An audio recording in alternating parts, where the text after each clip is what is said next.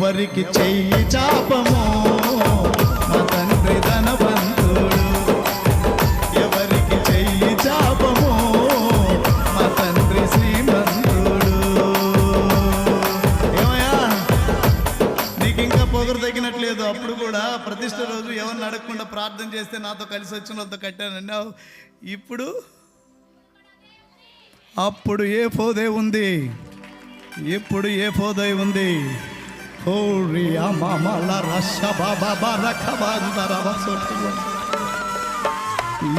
ఫోదున్నంత కాలం ఒక వివేక్ కాదు.